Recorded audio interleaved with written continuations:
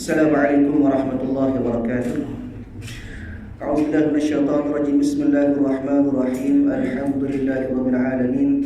Wassalatu wassalamu ala asyrafil anbiya'i wal mursalin sayyidina maulana wa nabiyyina wa habibina wa syafi'ina wa qudwatina wa uswatina Muhammadin sallallahu alaihi wasallam wa ala alihi wa ashabihi ajma'in. Allahumma faqihna fi din waftah alaina futuhal 'arifin waj'al a'malana khalisatan liwajhikal karim ya arhamar rahimin. Allahumma iftah alaina hikmatak wa anshur alaina min khazain rahmatika ya arhamar rahimin.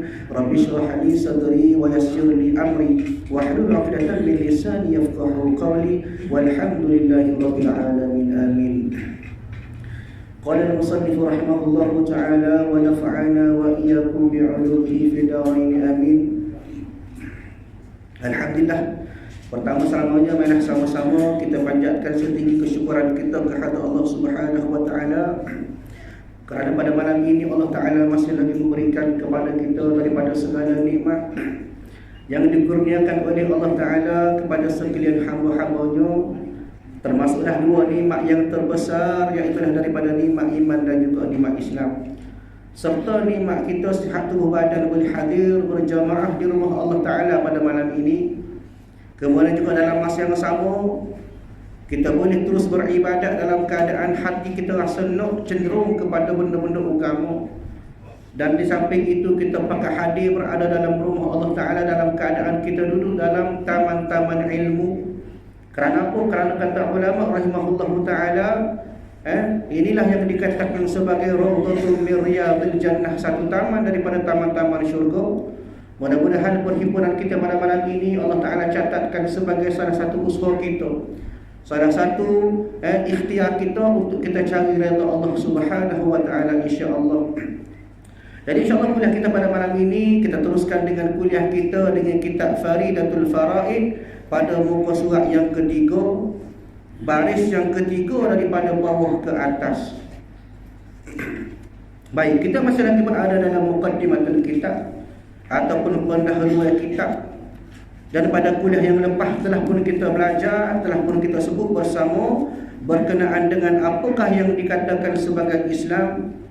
Bagaimana pengarang kitab ini telah membawa kepada kita berdasarkan kepada nas dari Rasulullah sallallahu alaihi wasallam. Kata Nabi sallallahu alaihi wasallam, bunyal islamu ala khamsin, syahadatu an la ilaha illallah wa anna muhammadar rasulullah wa iqamas salah wa ita'i zakah wal hajj wa shaum ramadan. Hadis Nabi sallallahu alaihi wasallam sebut dah kepada kita teras ataupun tunjang kepada agama Islam. Yang dikatakan sebagai asas kepada rukun Islam itu ada 5. Yang pertama, kita bersyahadah, bersaksi bahawa Allah Ta'ala itu adalah Tuhan yang layak disembah. Dan kita bersaksi bahawa Nabi Muhammad itu adalah pesuruh Allah. Kemudian yang kedua, sembahyang 5 waktu. Yang ketiga, zakat. Yang keempat, berpuasa pada bulan Ramadan. Dan yang kelima, iaitulah kita mengerjakan haji di Baitullah. Di Mekah tu bagi mereka yang berpuasa, man istata'a ilaihi sabila, yang berkuasa, yang mampu untuk sampai ke Mekah. Ada orang tu heavy, harta banyak, pitih banyak, tapi orang kata tak akad. Allah Ta'ala tak akad nama. Maknanya tak sampai. Tak sampai juga. Maknanya kuasa ada, sampai tu. Maknanya sihat tubuh badan, pitih pula tak ada. Masing-masing tengok kepada kemampuan diri. Tambah-tambah dah ni pula, kalau baru-baru buka akaun pula kak, berapa tahun lagi nak beli kaki. Yang penting kita ada usaha. Kita ada usaha, jangan niat saja. Dia niat boleh pahala dah, tapi ada usaha. Ini kat 2-3 tahun tak gerak dalam akaun, dah main jumlah tolong. Apa lain lah, apa kita tambah semua, pas tambah-tambah ni. Maknanya biar ada usaha kita supaya kita ni tergolong dari golongan orang yang mampu dari segi sihat tubuh badan dan juga mampu sampai oleh kerana sifatnya kita cukup dia diangkat nama oleh Allah Ta'ala untuk kita pergi ke Mekah. Itu maknanya yang dikatakan sebagai mampu, man istata'a ilaihi sabila, mampu sampai ke sana. Dan itu adalah yang dikatakan sebagai apa yang dikatakan sebagai asas yang membawa kepada rukun Islam. Mana kata tak cukup syarat 5 ni maka tak Islam lagi. Bahkan setengah ulama sebut sebagai al-Islam la yukammil, Islam yang tidak sempurna. Lagu mana? Kita bersyahadah, kita mengucap 2 kalimah syahadat, tapi semaya do kapulah air, kapu ni gaji dah kau semaya. Dia boleh puasa, tak puasa, nama dari ICD Islam. Inilah dikatakan sebagai Islam yang tidak sempurna. Hak tu hak jelas. Hak tak jelas lagu mana? Kadang-kadang atas nama IC dah Islam semata-mata. Dari segi akidah jadi jauh dengan Tuhan. Hak ni berat, na'udzubillah min zalik. Minta supaya jauh daripada benda-benda lagu ni. Ayatnya biar kita ni Islam yang sempurna, bukan setakat kita mengucap 2 kalimah syahadat, dan bahkan dalam masa sama kita semaya 5 waktu cukup sehari semalam. Kita sampai masa zakat kita keluarkan zakat. Kemudian boleh puasa kita penuh, kecuali hak uzur lah. Maknanya kemudian jika kita mampu dan kita sudah sampai kepada keperluan kita untuk kita pergi ke Baitullah, ke Mekah, maka kita pergi. Itulah yang dikatakan sebagai al-Islamul Kamil, Islam yang sempurna. Maknanya berteras kepada lima benda itulah, sebagaimana hadis Nabi Muhammad sebut tadi. Ini dibawa ataupun disebut oleh pengarang kitab ini kepada kita pada awal perbicaraan berkenaan daripada kitab Faridatul Faraid. InsyaAllah pada malam ini kita sambung pada baris yang ketiga daripada bawah ke atas pada muka surat yang ketiga. Baik. Bermula iman itu. Kalau kuliah bawah ni kita cerita bab Islam. Sekarang ni kita nak bercakap ataupun nak sebut berkenaan dengan iman pula. Baik. Bermula iman itu apa dia? Membenarkan hati akan Nabi.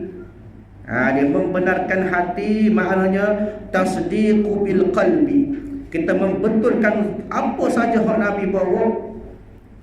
Apa dia tu? Pada tiap-tiap sesuatu yang mendatang ia dengan dia daripada barang yang maklum, daripada agama dengan darurah. Maknanya apa yang Nabi bawa kepada kita, dia apa yang Nabi sampaikan kepada kita, kita terima belaka. Dia kenapa? Kerana Nabi itu adalah Rasulullah, pesuruh Allah. Apa yang Allah Ta'ala nak sampaikan kepada kita, diwahyukan kepada Rasul, baik kepada kita. Maka kita tak perlu fikir, betul kalau apa Rasulullah, betul kalau apa Nabi wayak. Tak payah fikir. Bukan kerja kita nak fikir benda lah betul. Kenapa? Kerana sudah jelas dan terbukti, banyak dalil-dalil menceritakan kepada kita bahawa Rasulullah itu ialah utusan. Begitu juga Rasul-Rasul dan juga para Nabi SAW. Dia maknanya terima semata-mata. Dan bahkan menurut kata ulama, antara orang yang diberi gelaran As-Siddiq, iaitulah Abu Bakar As-Siddiq. Kenapa? Kerana sentiasa membenarkan Nabi. Kamu Nabi royak, ya Allah belaka, setuju belaka, tak ada takwil, tak ada kata kamu. Hebat dia ni. Sayyidina Abu Bakar As-Siddiq. Dia ni kata ulama rahimahullahu taala, sebelum Islam nama dia Abdul Ka'bah bin Utsman. Dia berketurunan daripada Bani Tamim. Dia lahir 2 tahun selepas pada Rasulullah. Makna kata dia ni muda pada Rasulullah 2 tahun. Sayyidina Abu Bakar ni beza umur dia 2 tahun dengan Nabi SAW. Dia diberi gelaran As-Siddiq kerana sentiasa betul belakang Rasulullah ya. Bagaimana disebutkan kepada kita daripada antaranya contoh kita boleh dengar daripada kisah-kisah daripada antaranya Isra' Mi'raj. Bagaimana selepas pada Nabi selesai Mi'raj, turun daripada langit, kemudian kembali ke Mekah. Maka pada ketika itu kata ulama, pakar tak percaya belakang Nabi cerita. Mana ada orang lagu cepat lagu temu. Kalau naik unta 2 bulan nak boleh menyampai ke Baitul Muqaddis. Tapi Nabi SAW separuh malam pun tak sampai dah dia. Ni, maka benda ni orang kata sebagai mencari adab, benda yang tak kena pada fikiran kita. Tak dia nak terima akal. Tapi oleh kerana Sayyidina Abu Bakar iman dia hebat, sentiasa membenarkan kata Nabi, maka dia setuju belaka, betul-betul belaka. Siapa orang kata gila dah kamu ni percaya ke orang tak menasabah. Tapi kerana dia hebat, iman dia kuat, maka dia menyetujui apa Rasulullah ayat tu betul belaka. Bahkan ada setengahnya kata ulama-ulama kata kan, lau huzina imanu Abi Bakrin wa ummah. Jika sekiranya ditimbang iman Abu Bakar dengan sekalian umat, nak beza ni, maka kata ulama tinggi lagi iman dia nak banding dengan seluruh umat Nabi Muhammad, termasuk Sayyidina Umar, Sayyidina Utsman, Sayyidina Ali dan sahabat-sahabat yang lain. Itulah antaranya kehebatan keimanan Abu Bakar yang menyebabkan dia sentiasa membenarkan apa yang Nabi sebut pada dia, apa yang Nabi bawa. Sebab itu kita beriman dengan cara kita membenarkan hati kita akan Nabi SAW pada setiap benda yang diwari oleh Nabi. Nabi wajak semaya ni wajib, kita pun kata ya. Nabi wajak kau ni betul, kau ni kena buat, kau ni perintah Allah Ta'ala, kita pun kata ya. Jangan mulut saja ya, dalam hati pun kena ya. Perbuatan kita pun kena ya. Di setengah hari tu mulut ya, hati ya. Benda tak aja buat sebuah Nabi. Ni kalau pak nikah kahwin orang nak tunggu Nabi. Dia so tak ada Nabi pak. Nabi 9 Nabi 9. Tengok orang kata sebelah. Umat dia boleh ke tak boleh? Waktu khususiah bagi Nabi. Maka kita pun tak apalah ikut Nabi ke apa. Kalau pak nikah nak ikut Nabi. Benda lain tak ikut Nabi. Waktu masalah. Maknanya biar kita ikut belakang lah ke pohon Nabi buat sunnah-sunnah Nabi. Af'al Nabi, perbuatan Nabi, baca sebutan Nabi, percakapan Nabi, semua kena tiru Rasulullah yang dikatakan sebagai orang kata idola terbaik. Maknanya antara dikatakan sebagai iman itu ialah bagaimana kita membenarkan apa yang Nabi bawa kepada kita. Maklum daripada agama dengan darurah. Kalau dalam kitab tu dia ada tulis nombor 3. Gapo dia nombor 3 tu, footnote nota kaki, qauluhu barang yang maklum daripada agama dengan darurah. Tengok bawah sekali tu dia tulis apa? Artinya barang yang diketahui daripada segala dalil agama. Hak Nabi royak kita berdasarkan dalil-dalil. Semaya wajib. Contohnya kita kata semaya itu wajib. Wa aqimus salata wa atuz zakat. Sebut dah dalam Quran Allah Taala royak tu. Maka Nabi pun sapa kepada kita. Itu yang dikatakan sebagai diketahui daripada segala dalil-dalil agama. Ada dah dalil siap-siap. Sebagai pengetahuan yang masyhur antara segala ahli agama hingga menyerupai dengan darurah. Artinya, apa dia maksud dia? Ketiadaan fikir dan bicara. Dia bukan ada dalil tu. Hak Nabi bawa semua ada nas, ada dalil dia. Maka tak payah fikirlah, kita ni turut je kan. Itu maksud dia. Maknanya kita beriman dengan cara kita membetulkan hati kita dengan apa yang Nabi buat, apa yang Nabi bawa. Baik, sebab itulah perlu kepada kita menguatkan iman dengan cara kita buat apa yang Nabi suruh, tinggal apa yang Nabi larang, dan dikehendaki dengan membenar itu. Apa dia dikehendaki dengan membenar itu? Mengikut hati dan menerima akan barang tersebut itu tiada semata-mata mengetahui benar Nabi. Ini maknanya bukan setakat kita tahu Nabi ni betul dah. Maknanya berdasarkan dalil. Bukan setakat Nabi itu betul dah, kita tahu dah Nabi itu betul. Bahkan segala perintah daripada Allah Ta'ala itu juga adalah betul. Ini kapal Nabi royak kita semua tu betul. Maknanya kita terima, hati kita ikut dan menerima akan barang yang tersebut tiada semata-mata mengetahui benar Nabi SAW. Serta ketiadaan mengikut dan menerima. Maknanya hak ni tak payah fikirlah. Kadang-kadang kita berfikir betul ke hak Nabi bawa, betul ke hak Nabi royak, betul ke hak Nabi sebut. Tak payah fikir, bukan fikir kita. Ikut segala-galanya menandakan itulah keimanan kita kepada Allah Subhanahu wa Ta'ala dengan cara kita turutkan apa Allah Ta'ala sampaikan kepada kita melalui Rasul-Rasul Nabi sallallahu alaihi wasallam kepada kita. Baik. Maka tiada dihukumkan. Maka tiada dihukumkan maknanya maka tiada dihukumkan maknanya tak kira.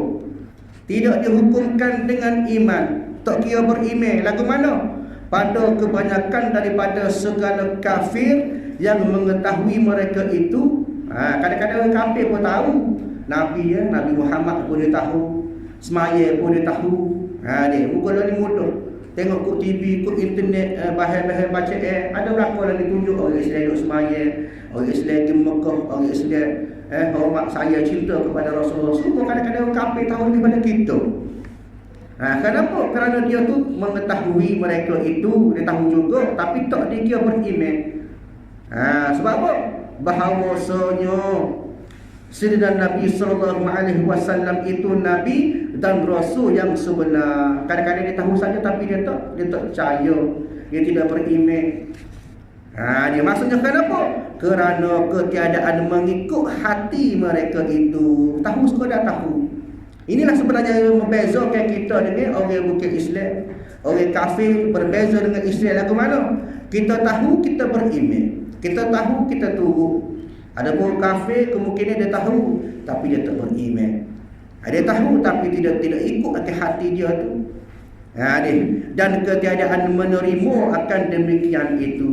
Dia percaya tapi tak terima, tetap dengan agama ataupun kepercayaan mereka selama ini. Maka itulah yang membezakan kita. Jadi kalau kita tak semua yang tu kan, kita kena beriman lah. Bukan setakat kita tahu, bukan setakat kita faham, bahkan dalam masa sama kita turut, hati kita berikut sama dan menerima segala hal yang tu bawa kepada kita. Baik. Dan segala rukun iman itu 6 perkara. Kalau kuliah lepas sebut pasal Islam, ada rukun dia. Berapa? Ada 5. Manakala iman itu ada ni, kadang-kadang kita tukar dia. Ada lagi tukar kapal lain lah, kapal ni ingat belakang. Dah rukun iman, rukun Islam, benda basic, benda asas. Dia rukun iman. Ada setengah kita sebut percaya. Hal tu kadang-kadang bahasa Melayu sebut percaya kepada Tuhan.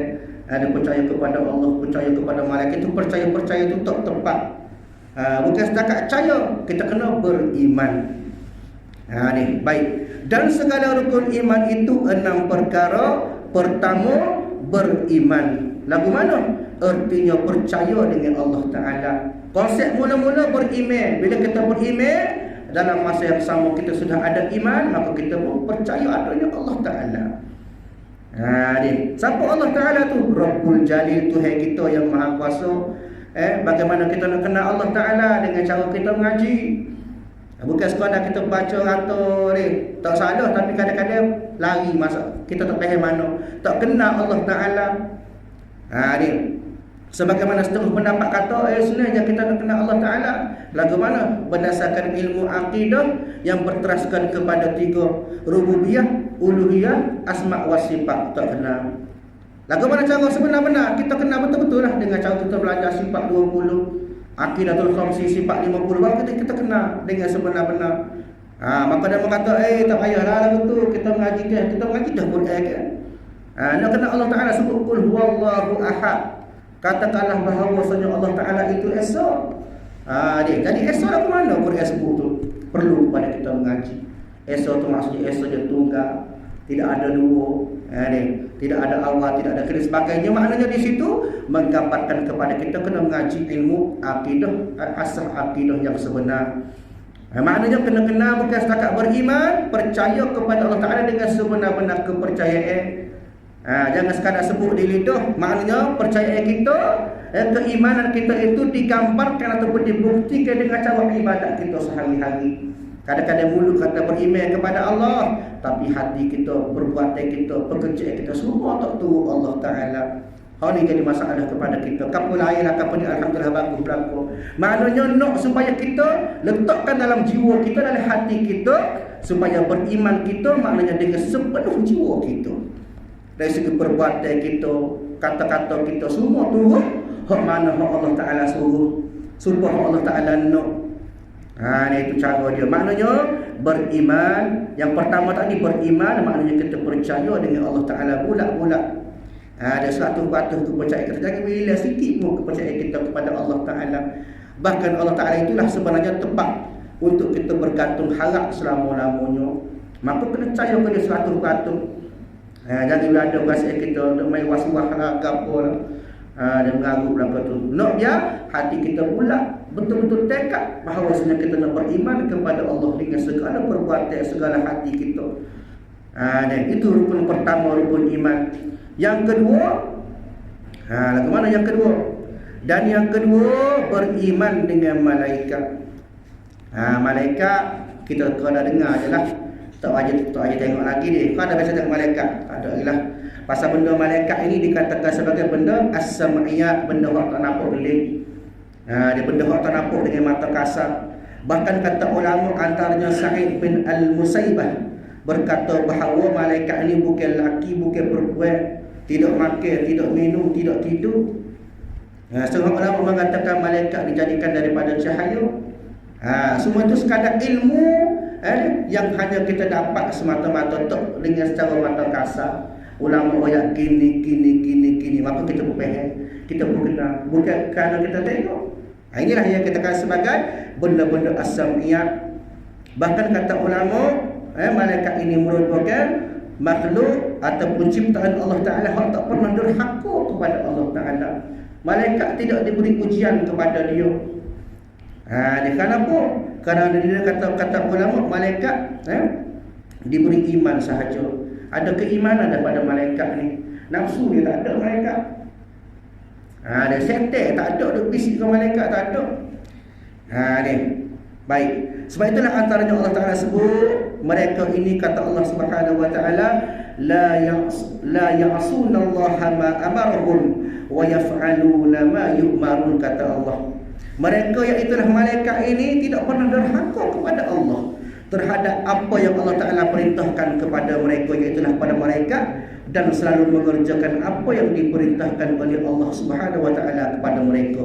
Gapo Allah Ta'ala suruh, dia buat berlaku. Bahkan kata ulama, ibadat itu adalah nyawa bagi malaikat. Tak buat amal, maka lemah dia.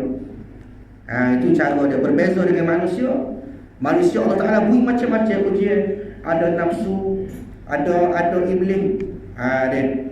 Maknanya banyak cabaran kepada manusia. Sebab itulah dikatakan manusia yang betul-betul hebat ialah yang mampu dia hadap segala cabaran oleh Allah Ta'ala. Ujian-ujian Allah Ta'ala pun sama ada melalui nafsu, melalui iblis syaitan, melalui makhluk, melalui dunia. Maka hebatnya manusia ialah bagaimanakah menggunakan akal untuk dia menawan ataupun lawan hawa nafsu dia. Dia segala godaan-godaan lain itulah. Terus malaikat kerja dia buat amal ya.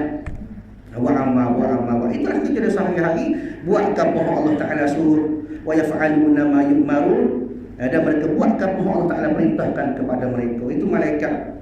Dan manakala bilangan malaikat pula tak ada bilangan yang khusus. Ulama tak pernah sebut berapa malaikat yang ada sebenar. Tetapi secara ijmalan, secara umum kata ulama ada 10 wajib kita beriman lah. Kita percaya, kita tahu, kita kena ingat 10. Ni malaikat ni. Dia bagaimana sebut dalam kitab himpunan amal ibadah menyebut bahawa 10 malaikat yang mesti kita beriman satu persatu secara tafsil, secara detail. Nama dia apa, tugas dia apa. Dia apa dia? Yang pertama Jibril, tugas dia menyampaikan wahyu. Jibril setengah ulama sebut sebagai Jibril. Ada juga. Yang kedua malaikat Mikail. Mikail yang menurunkan rezeki kepada kita waktu hujan. Dia itu malaikat Mikail. Seterusnya Israfil bertugas untuk dia tiup sangkakala esok-esok. Dia meniup sangkakala. Bahkan kata ulama lah ni dia ready dah nak siup. Kita yang tak khabar. Dia semakin dekat dia tu kan, setengah ulama kata duduk mulut tu. Dia sangkakala dia tu. Itu tugas dia bila sampai masa nanti, maka dia akan tiup sangkakala dia.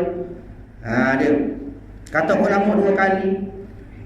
Dia kali pertama dia akan sing untuk mematikan segala makhluk.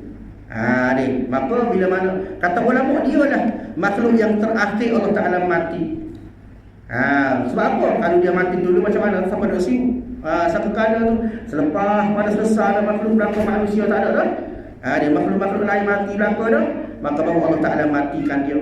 Dia ni kata ulama yang terakhir dimatikan dan yang pertama dihidupkan kembali. Sebab apa? Sebab dia ada syukur untuk kali kedua, untuk menghidupkan semula manusia bangkit kali kedua. Ini kepercayaan kita sebagai orang Islam. Ada orang agama lain tak ada, mati sekali mati tak ada lah. Dia tak percaya kehidupan kali kedua. Ayatnya tugas dia ialah dia meniup sangkakala. Kemudian ada pula malaikat Israel, cabut nyawa kita. Sentiasa dekat dengan kita. Dia sentiasa hampir dengan kita, dia ita-ita kita bila dia nak ambil nyawa kita. Dia bila dia cabut nyawa kita. Dia setengah tu tukar Israel tukar dengan Israel. Jangan Israel tu jahat tu, Israel tu Bani Israel. Hak ni Israel. Ada ke lagu dia ke bila Israel tu datang memanggil, maknanya tugas dia cabut nyawa kita. Tak kira kita nak ke kita tak asyik. Dia malaikat Israel ni tak pernah makan rasuah dia tuan-tuan. Tak pernah terima rasuah dia ni, tak elok pun, tak elok gaya. Sampai masa idza jaa ajaluhum la yastakhiruna sa'ah wa la yastaqdimun, kata Allah. Bila sampai kepada kamu ajal, maka kamu tak nak pelambat, dia tak boleh cepat walaupun satu saat. Tak boleh kita nak tanya Israel, biar lalu seminggu lagi, kamu tak ada nak taubat lagi, tak ada. Bodek lagu mana pun dia tetap dengan tugas dia. Dia maknanya mencabut nyawa hijau dia tu. Seterusnya malaikat Ridwan jaga syurga, pintu syurga. Menjaga keadaan bagaimana penuh nikmat di syurga tu. Dalam keadaan kata ulama, malaikat Ridwan sentiasa tersenyum, syukur dia. Wajah dia yang jernih, orang tengok, kita tengok dia dalam keadaan kita rasa gembira. Kenapa? Kerana dijaga ni tempat rahmat, tempat penuh dengan nikmat Allah Ta'ala. Dia berbeza pula dengan malaikat Malik, hak jaga neraka. Semua orang sebut sebagai Zabaniyah, nama dia juga. Jaga neraka ni kata ulama, muka dia tak pernah senyum. Masih centung kita rakyat dia. Masih keadaan muka yang bengis. Dia kenapa? Tempat dia jaga tu tempat azab. Ni. Kemudian pula disebut oleh ulama malaikat seterusnya ialah malaikat Raqib. Raqib dan Atid. Ada kiri kanan kita jaga kita sama, tulis kita. Kita buat baik dia tanda, buat jahat tanda. Dia tak puasa tanda. Semaya Jumaat malah tanda. Di maknanya setiap perbuatan kita, gerak-geri kita semua dicatat dalam buku catatan kita. Manakala dua malaikat yang terakhir, iaitulah malaikat Munkar dan Nakir, yang akan berhadapan dengan kita bila mana kita meninggal dunia. Di tengah orang tersebut, dia ni menunggu kita di padang mahsyar. Esok pada tu sampai pembalasan masa itulah. Sebelum sampai kepada penghisaban kita, sebelum Tuhan nak kira kita, maka dia soal selidik oleh dua malaikat ni dulu. Dalam kubur tak ada lagi. Dalam kubur tak ada lagi kata ulama. Kenapa? Kerana dalam kubur malaikat yang ada ialah bila mana bermulanya pun soal-soal dia ikut balasan ke atas kita. Bila dah start pembalasan tu dah, barulah ada malaikat-malaikat Munkar dan Nakir soal kita. Semua orang kata orang beriman, dia soal selama 7 hari. Dia bagi godel ke dia dulu 7 hari mula-mula. Bila masuk dalam kubur, bila tanya kita tu 7 langkah kita berjalan, maka start lalu dah dia.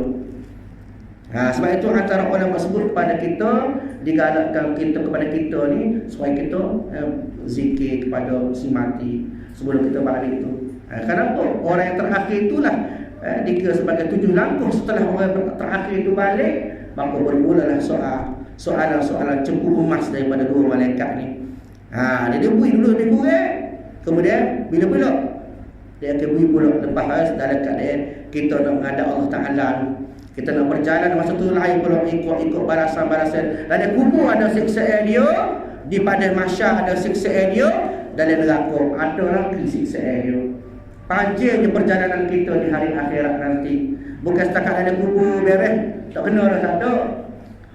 Tapi insya-Allah kata ulama, kalau dalam kubur tu comel dengan balasan kita. Dalam keadaan sejuk, ceruh kubur kita, ditemani dengan anwar ataupun cahaya-cahaya kita nak mengaji Quran ke apa sebagainya, menemani kita dalam kubur. Masa tu kita sekar dah, sedap duduk dah, insya-Allah perjalanan kita dipermudahkan. Dia kalau dalam kubur tu mari dah kala jekingnya, mari ular-ular yang besar tu kepada kita. Disoal oleh para malaikat pula dengan soalan-soalan yang ganah kepada kita, maka dalam keadaan itu sudah satu tanda kepada kita bahawasanya kita akan berhadapan dengan kesukaran hinggalah pada hari akhirat, hari kiamat nanti. Luahnya perjalanan kita, siapa tahu? Allah Ta'ala yang tahu. Jadi caranya macam mana? Persiapkan diri kita atas dunia lagi. Jangan masa kita meninggal kita rasa nak menyesal, ya Allah hidup aku kembali untuk aku hidup buat amal. Tak boleh dah masa itu. Di maknanya kita kena percaya bahawa para malaikat ini diberi arahan oleh Allah Ta'ala untuk kontrol kita. Kita hanya kena ikut skrip hak Tuhan buat macam itu ya. Jangan kita duk lagi daripada skrip Allah Taala buat pada kita. Allah Taala susun comel tu berdasarkan pula panduan-panduan yang dibawa oleh rasul-rasul kepada kita. Maka tu perjalanan atau landasan yang Allah Taala buat comel tu. Bagulah hasil-hasil mudah perjalanan kita. Di mananya malaikat-malaikat ini kita kena beriman dengan betul-betul, kena percaya kepada malaikat yang Allah Taala buat ataupun utuskan kepada kita sebagai makhluk Allah Taala atas muka bumi ini. Sebab itulah tuan-tuan yang dirahmati oleh Allah Subhanahu Wa Taala. Seterusnya kita pergi kepada yang ketiga, beriman dengan segala kitab. Kitab, setengah ulama sebut kitab ada banyaklah. Kitab ada banyak, tapi kitab yang diturunkan oleh Allah Taala kepada Nabi, kepada Rasul ada 4 ya. Yang lain ada juga dikatakan sebagai mushaf ataupun suhuf berbentuk helaian-helaian kertas 2-3 helai. Benda yang dipilih-pilih hak sikit-sikit lah. Benda-benda yang furuk, benda-benda yang cabai sahaja. Adapun 4 kitab utama kata ulama, iaitulah kitab Zabur, kitab Taurat, kitab Injil dan Al-Quran. Ini 4 kitab wajib kita tahu. Ada Taurat, Zabur, Injil dan Al-Quran. Kitab Zabur Allah Taala waktu kepada siapa? Nabi Daud alaihi wassalatu wassalam. Kemudian kitab Taurat diturunkan kepada Nabi Musa alaihi wassalatu wassalam. Kitab Injil kepada Nabi Isa alaihi wassalatu wassalam. Dan yang terakhir kitab Al-Quran diturunkan kepada Nabi kita Nabi Muhammad sallallahu alaihi wasallam. Bahkan kata ulama, Al-Quran merupakan pelengkap bagi segala kitab-kitab yang ada atas muka bumi. Dikatakan sebagai mu'jizatul kubra, mukjizat yang terbesar yang diturunkan kepada Nabi kita Nabi Muhammad sallallahu alaihi wasallam, kepada makhluk yang paling mulia. Benda mulia, benda yang terbaik diturunkan sebagai mukjizat kepada Nabi yang terbaik, kepada Rasul terbaik. Di maknanya kena percaya kepada segala kitab Taurat, Injil, Zabur, Al-Quran. Kemudian pula yang keempat, beriman dengan segala Rasul. Rasul kata ulama ada 313. Wajib kita ingat ada 25. Nabi pula kata ulama ada 24,000. Bahkan kata ulama, Rasul bila mana dia jadi Rasul, automatik dia merupakan seorang Nabi. Adapun Nabi tak semestinya dia tu Rasul. Ayatnya biar kita beriman, kita faham tahu tu tak apa dah. Patut 25 Rasul tu hafal lah, kepada dia start daripada Nabi ada, nak nasib pun nasib lah. Janji kita ingat 25 orang Rasul wajib kita tahu secara tafsilan, secara detail. Kalau kita tahu tukar-tukar gitu 25 tu. Tak apa. Mana kita tahu 25 orang. Cuma sebaik-baiknya dia kita faham lah. Mana dulu, mana clear. Pasal dia dah dapat kita beriman berkenaan dengan nama Nabi ni, tidak ada syarat dia kita kena tertib, tak ada. Adapun semaya, syarat sah semaya, rukun dia tu antaranya ialah tertib, kena ikut tu dia. Start mana dulu mana ke dia. Begitu juga wudu, dia ada tertib mana dulu mana ke dia. Adapun soal keimanan, kepercayaan kita, nak dia kita tahu belaka. Tak kira lah mana dulu mana ke dia. Jadi kita tak tukar. Kita tahu Nabi tu dulu ke Nabi dulu. Hak kita tahu hak ni Nabi ni boleh kitab ni. Umat dia Nabi ni. Allah Taala beruji dia lagu ni. Biar tahu lagu tu. Sebaik-baiknya kita faham lah. 25 daripada Nabi ada sampai Nabi Muhammad tu biar kita faham. Baik. Yang kelima, beriman dengan hari kiamat. Sebanyak Quran dari sebut pada kita tentang hari kiamat. Dan yang keenam, yang keempat, beriman dengan qada dan qadar. Gaponya qada dan qadar, iaitulah ketentuan Allah Subhanahu Wa Taala kepada kita. Dia qada, kata ulama qada ialah bagaimanakah benda yang diputuskan oleh Allah Taala kepada makhluk. Allah Taala buat berlaku ada qada kita. Adapun qadar pula benda yang Allah Taala buat sejak daripada azali, ia selaras dengan ilmu dia untuk mengetahui setiap perkara. Maknanya qada dan qadar, ketentuan yang Allah Taala buat kepada kita sejak azali lagi. Kita ni umur berapa, kita mati, kita ni lahir laki ke puan, kita ni nikah dengan siapa, ajar kita lagu mana. Semua itu merupakan takdir ataupun qada qadar yang telah ditentukan oleh Allah Subhanahu Wa Taala. Beriman dengan qada qadar, baiknya dan jahat. Tapi kalau benda baik kepada jahat Allah Taala buat, comel kepada kita. Nak supaya kita ikhtiar, supaya kita boleh susun banyak kehidupan kita kena dengan hak Allah Ta'ala. Artinya bahawa segala perkara sama ada elok seperti taat ataupun keji seperti maksiat, benda tu kerana Allah Ta'ala berlaku. Allah buat berlaku. Dan kenapa atas muafakat kehendaknya pada sedia kala semua tu sudah tercatat di Lauh Mahfuz. Cuma kata orang setengah tu ada pada yang kita boleh hubung dengan doa kita, ikhtiar kita, doa kita setengah tu boleh hubung. Ada setengah tu tak boleh hubung dah ketetapan kita, waktu yang buat dah sejak azal ni memang tak boleh hubung. Maka perlu kepada kita beriman sebenar-benar tentang ketetapan yang Allah Ta'ala buat kepada kita. Tuan-tuan, puan-puan yang terhormati oleh Allah Subhanahu Wa Ta'ala, masa itulah kuliah kita pada malam ini. InsyaAllah kita sambung kuliah kita pada minggu depan. Bermula ihsan itu berbuat baik dengan bahawa ikhlas oleh seseorang akan segala taatnya. Wallahu a'lam bissawab. A'udzubillahi minasyaitonir rajim. Alhamdulillahirabbil alamin. Wassalatu wassalamu